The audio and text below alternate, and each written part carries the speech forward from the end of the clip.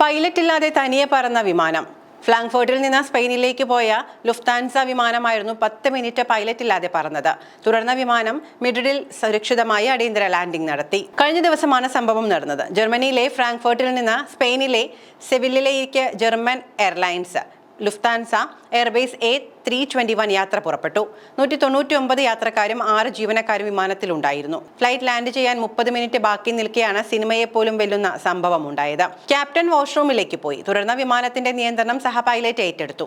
എന്നാൽ അല്പസമയത്തിനകം സഹ പൈലറ്റ് ബോധരഹിതനായി. 8 മിനിറ്റിന് ശേഷം പൈലറ്റ് തിരിച്ചെത്തി. പക്ഷേ ഡെക്കിലേക്ക് കയറാൻ കഴിഞ്ഞില്ല. പരിഭ്രാന്തനായ പൈലറ്റ് ഇന്റർകോമിലൂടെ ഡെക്കിലേക്ക് വിളിക്കാൻ ശ്രമിച്ചെങ്കിലും പരാജയപ്പെട്ടു. തുടർന്ന് എമർജൻസി കോഡ് ഉപയോഗിച്ച് അകത്ത് പ്രവേശിക്കാനായി പൈലറ്റിന്റെ ശ്രമം. തൊട്ടടുത്ത നിമിഷം സഹ പൈലറ്റിന് ബോധം തിരികെ കിട്ടി. അകത്തുനിന്നും ഡെക്കിലേക്കുള്ള വാതിൽ പൈലറ്റിന് തുറന്നു നൽകി. നിയന്ത്രണം ഏറ്റെടുത്ത പൈലറ്റ് തൊട്ടടുത്ത മാഡ്രിഡ് വിമാനത്താവളത്തിൽ സുരക്ഷിതമായി വിമാനം ലാൻഡ് ചെയ്തു. സഹ പൈലറ്റിന് അടിയന്തര വൈദ്യസഹായം നൽകി. 2 മണിക്കൂർ 20 മിനിറ്റിനു ശേഷം വിമാനം സെവില്ലയിൽ ഇറക്കി. സരഗോസ പിന്നിട്ടത് ഓർമ്മയുണ്ടെന്ന് പറഞ്ഞ കോ പൈലറ്റിന് പിന്നീട് നടന്നതൊന്നും ഓർത്തെടുക്കാൻ കഴിയുന്നില്ല. ബോധം നഷ്ടപ്പെട്ടത് വളരെ പെട്ടെന്നായതിനാൽ ക്രൂവിന് മുന്നറിയിപ്പ് നൽകാൻ തനിക്ക് കഴിഞ്ഞില്ല എന്ന് കോ പൈലറ്റ് പറഞ്ഞു. രോഗാവസ്ഥയുടെ ഒരു ലക്ഷണവും നേരത്തെ ഉണ്ടായിരുന്നില്ല. ഓട്ടോ പൈലറ്റ് മോഡിൽ ആയിരുന്നതിനാലാണ് വിമാനം സുഗമമായി യാത്ര തുടരാനായത് എന്നാണ് റിപ്പോർട്ട്.